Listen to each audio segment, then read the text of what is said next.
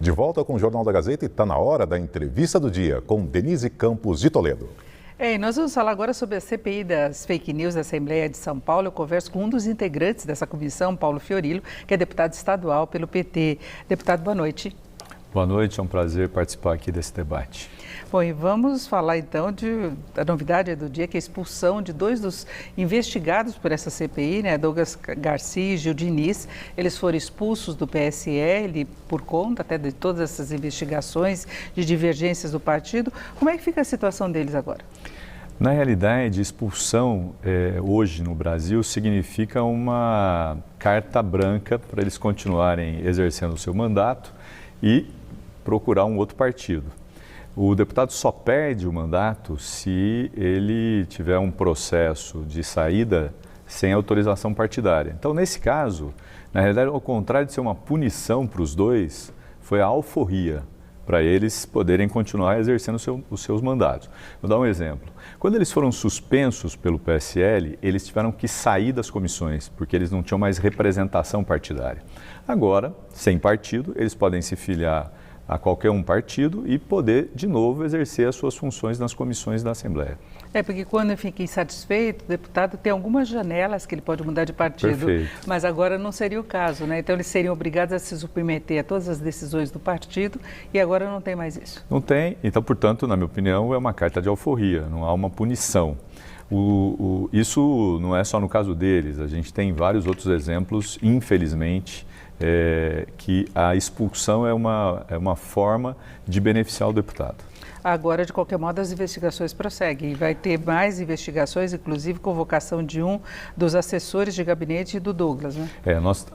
A CPI se reúne amanhã e nós temos 16 requerimentos, entre eles um que é de minha autoria, que propõe convocar um funcionário do deputado Douglas, que foi citado na remoção das páginas do Facebook, e 2 funcionários do deputado Nishikawa, que também é do PSL, que também foram citados agora na retirada das páginas. Agora, ele está sendo investigado também naquele inquérito bastante polêmico que é levado adiante pelo Alexandre de Moraes, ministro do Supremo.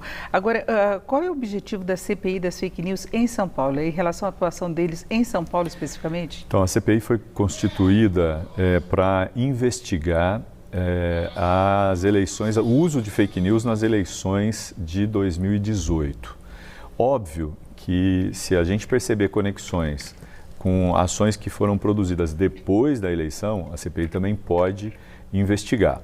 No caso específico dos dois, nós estamos pedindo para a CPMI todo o processo que já eles conseguiram construir ao longo desses últimos meses, para que a gente possa se municiar dessas informações. E também estamos pedindo para o Supremo, porque, como você disse, nós temos investigação sendo feita pelo Supremo. O Supremo agora permitiu que a Polícia Federal tivesse acesso às investigações, Exatamente. Porque o processo está em sigilo em segredo de justiça. Mas nós estamos solicitando, porque tem muita coisa que pode ser utilizada pela CPI aqui de São Paulo.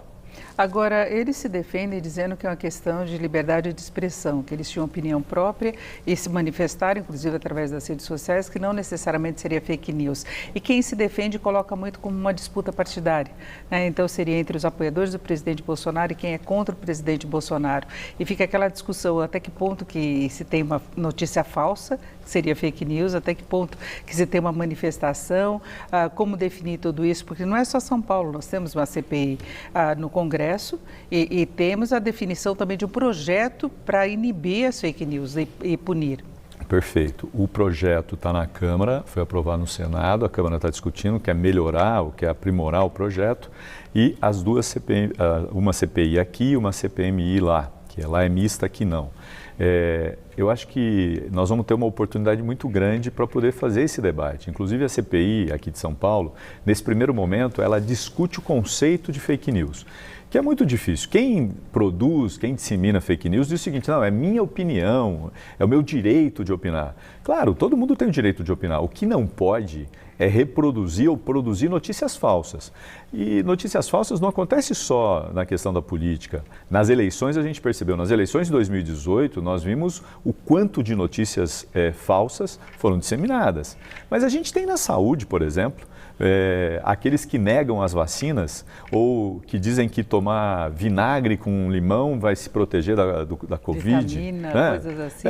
Ou tomar sol. Hoje, conversando com o médico do Hospital da Mulher lá de Campinas, ele disse, não existe remédio que cure a Covid. O que precisa é proteção, máscara, lavar a mão, usar álcool, gel, etc, etc.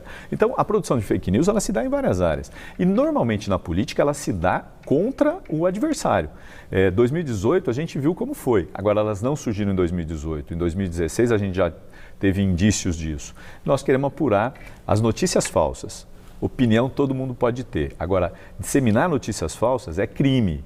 E aí a tipificação, se o projeto de lei avançar, nós vamos ver como serão punidos aqueles que fizeram. Agora, não é questão apenas da veiculação de uma notícia, muitas vezes é toda uma estratégia, não é, para difamar determinada pessoa, ou para ir contra, e ter a cultura do cancelamento, e tem uma série de ações através de redes sociais que podem prejudicar muito, e não apenas políticos. Denise, você tem total razão no seu diagnóstico. A produção de notícias falsas, ela faz parte de uma estratégia. Tem gente que produz a notícia, depois você tem fazendas de robôs que são responsáveis por divulgar essa notícia, e aí quando chega no celular de alguém, esse alguém, ele compartilha, achando que a notícia é verdadeira. Como é que as pessoas consideram a notícia verdadeira ou falsa? Ela tem uma notícia, ela não vai procurar para saber se é verdadeira ou falsa, ela vai ver se ela está em outras redes. E aí, ao perceber que ela foi divulgada por outras pessoas, ela acaba achando que aquilo é verdadeiro. Nós precisamos interromper esse processo. E isso contamina o processo, no caso eleitoral, mudando inclusive o resultado das eleições. Vou te dar um exemplo. O PSL, que é o partido que foi o partido do presidente, que aqui muitos se elegeram, tinha uma bancada de 15, agora 2 foram expulsos, não tiveram tempo de televisão, gastaram pouco, tiveram muitos votos. É uma coisa muito estranha. E a prestação de contas mostra que não teve uso de internet em muitos casos. Então é preciso apurar se esses fizeram uso de internet, de produção de notícias falsas, se disseminaram com dinheiro que não foi contabilizado, tudo isso pode ser tipificado como crime. E nós precisamos combater as fake news, porque nós vamos ter uma eleição esse ano.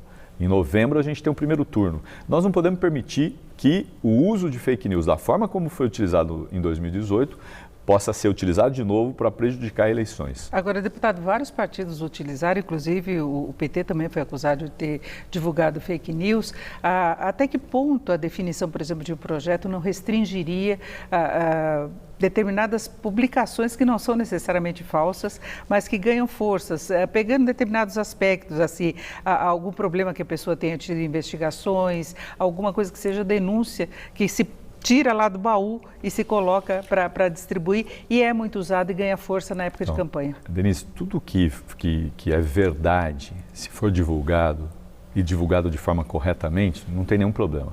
O problema é quando você distorce a verdade. Você dialoga com a verdade, mas não explicita a verdade. Você usa de notícia falsa para poder produzir a notícia que vai prejudicar o outro. Nós precisamos combater isso. Óbvio que você pode ter denúncias de fake news em qualquer situação. No caso do PT do Fernando Haddad, o processo sobre isso foi arquivado, porque não se comprovou. O que se discutia era se você utilizou de recursos não contabilizados para divulgar, que é uma outra situação. O que nós vamos discutir aqui na Assembleia Legislativa é o uso de notícias falsas para prejudicar pessoas ou para distorcer o resultado eleitoral, no caso 2018, e quem sabe impedir que 2020 a gente tenha de novo notícias falsas sendo utilizadas. Quem é que não se lembra, por exemplo, do kit gay, da mamadeira de piroca, que foi explorada de forma absurda para comprometer o resultado eleitoral? Agora, chega um ponto que tem aí se tomar muito cuidado para a questão de liberdade de expressão mesmo, né, de manifestações. Algumas opiniões, na verdade, não são notícias falsas, são opiniões mesmo, a pessoa pode arcar com responsabilidade, mas é um posicionamento. Sabe, eu não gosto de fulano, eu acho que fulano é isso e pronto, e é a minha opinião. Denise, opinião não tem problema. Você dá a sua opinião sobre o presidente da República, sobre se ele acredita ou não na cloroquina, não tem problema. O que não pode, eu vou te dar um exemplo que aconteceu comigo. Nós produzimos 2 projetos de lei. Um que discutia ITCMD, que é um imposto sobre transmissão de heranças, de bens. O pessoal do gabinete do ódio, daqueles que fazem oposição cega, ferrenha, produziram uma fake news dizendo que era uma proposta do governador. E ela foi espalhada, a imprensa recebeu e estava dando. O governador foi lá dizer, não, isso aqui não é meu, não tem nada a ver com isso. Não tem problema, era meu o projeto, meu, do deputado Zé Américo. Outra que dizia respeito ao lockdown. A gente apresentou uma proposta de lockdown. O governador não tinha nada a ver com o lockdown. Nós estávamos propondo para a justiça que São Paulo tivesse um lockdown. Os caras produziram outro fake news dizendo que era o governador propondo um lockdown. Isso não pode, isso não é opinião, isso é deformação da realidade. E seria contra o governador nesse caso? Nesse caso, sim, utilizando, no caso aqui, 2 exemplos de um deputado do PT. E, deputado, aliás, eu queria falar rapidamente sobre isso, essas mudanças em relação a transmissões de herança, alíquota progressiva, elevação da base de cálculo de imóveis para o valor de mercado, revogação de isenção tributária da renúncia à herança. Isso é um assunto que dá outro programa, mas vamos lá. Mas tem que ser bem rápido. Eu vou ser. São Paulo tem uma alíquota fixa de 4%. Outros estados já fizeram a progressividade, levando até 8%, porque é o que é permitido. Fora do Brasil, em outros países, esse índice chega a 30%.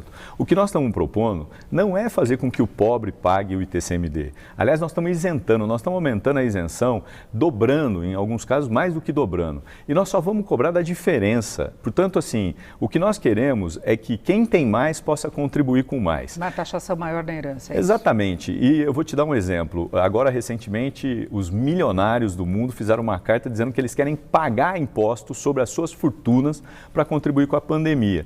Esse é o debate que nós queremos fazer. É o debate de quem tem mais, paga mais, para poder ajudar quem não tem. Agora, alguma chance de passar? É difícil, mas nós estamos fazendo um bom debate. Hoje a gente teve debate com o pessoal da OAB, já fizemos artigos. Eu acho que o debate é importante, porque a gente traz para o debate essa situação que nós estamos vivendo de desigualdade. A pandemia, ela tem vários problemas. A gente vive uma crise sanitária, mas eu acho que um dos piores problemas é o que a gente está vendo surgir escondido, que é a desigualdade. Muita gente nas ruas, passando fome, pedindo ajuda. Hoje mesmo uma pessoa me ligou falando, Paulo, eu dei R$30 para um cara que estava pedindo, ele saiu chorando, porque ele estava sem comer há 2, 3 dias. E faltam recursos, nós temos esse problema no geral. Agora é uma medida polêmica porque mexe com transações imobiliárias, com herança, e muitas vezes a pessoa não faz sequer o testamento, o inventário porque não tem como pagar. É verdade, por isso que nós estamos isentando de forma muito ampla aqueles que têm pouco. Se você olhar que hoje a gente paga sobre R$140 mil, nós estamos indo para 247 mil. E isso significa que você só vai pagar depois do 247, ainda descontando os 247. Se você tiver um imóvel de 300, você vai pagar 60 mil. Eu acho que a proposta é boa, execuível e nós queremos vê-la aprovada. Eu ouvi aqui o deputado Paulo Fiorillo, deputado estadual pelo PT. Muito obrigada. Uma boa noite. Denise, eu que agradeço. Boa noite aos telespectadores da TV Gazeta.